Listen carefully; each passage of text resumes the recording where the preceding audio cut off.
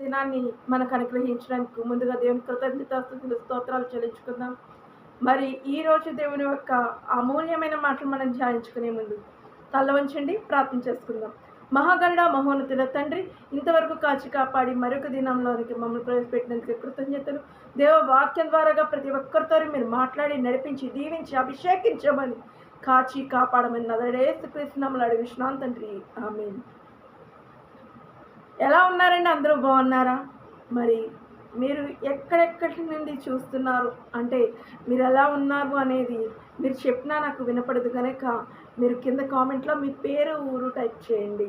వాక్యాన్ని నలుగురికి షేర్ చేయండి.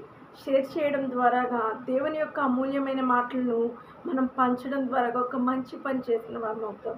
ఈరోజు దేవుని యొక్క అమూల్యమైన మాటలు మనం ధ్యానించుకుందామండి. యోవేలు గ్రంథము 2వ అధ్యాయము 32వ వచనము. యోవేలు గ్రంథము 2వ అధ్యాయము 32వ వచనము. యెహోవా సెలవిచ్చినట్లు సియోను కొండ మీదను యెరూషలేములోను తప్పించుకున్న వారందరూ శేషించిన వారిలో యెహోవా పిలుచువారు కనబడుదురు. ఆ దినమున యెహోవా నామమును బట్టి ఆయనకు ప్రార్థన చేయవారందరూ రక్షింపబడుదురు. ఎంత అమూల్యమైన మాట కదండి. ఇక్కడ మనము ఆ యొక్క జనాంగాన్ని చూస్తున్నాము. ఎక్కడెక్కడ ఉన్నారంటండి? సీనాయి పర్వతం మీదను యెరూషలేములోను ఉన్నారంటండి. అయితే వారిలో దేవుడు పిలుచుకునేవారు, పిలువబడిన వారు అంటే మరణము నుండి రక్షింపబడిన వారు ఎవరైతే ఉన్నారో వారు దేవుడు పిలుచుకున్న జనాంగం అంటండి. అయితే దేవుడు పిలుస్తున్నాడు. ఆ పిలుపుకు తగినట్లుగా జీవిస్తున్నావా అనేది ఒక్కసారి ఆలోచించుకోవాలండి. దేవుని యొక్క మాటలో నడుచుట అది ఎంతో ధన్యత, నిజమే.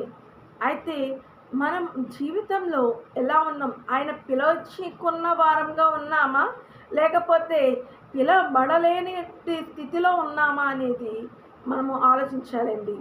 అయితే ఆయన పిలుచుకున్నారంట ఆ జనాంగము. అయితే పిలుచుకున్న తర్వాత ఏం చేస్తారండి? దేవుని నామమున, యెహోవా నామమున ప్రార్థన చేయవారెవరో వారు రక్షింపబడతారండి.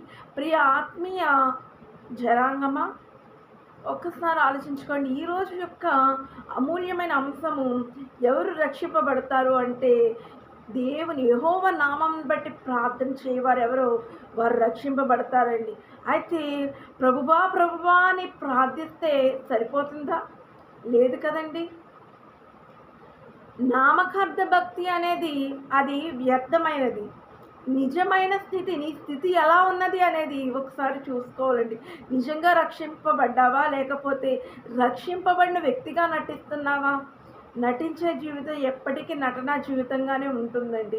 నిజమైన స్థితి అంటే నిజాన్ని చెప్పేవారంగా మనం ఎప్పుడైతే ఉంటామో మన స్థితి ఈరోజు నేను మనుషులు ఏదైనా అనొచ్చు నిజం చెప్పేవారి, కానీ ఆ నిజము ద్వారాగా నీవేంటంటే రక్షింపబడతావండి. ఒకనాడు వస్తుంది, దేవుడు ఇక్కడ చెప్తున్నాడు. ఆ ప్రజలకి ఒక దినము వచ్చింది. ఆ దినమున ఆ యెహోవా పేరట, దేవుడైన యెహోవా పేరట ఎవరైతే ప్రార్థన చేస్తారో వారు మాత్రమే రక్షింపబడతారంటే దేవుడు ఎన్నుకున్నాడు.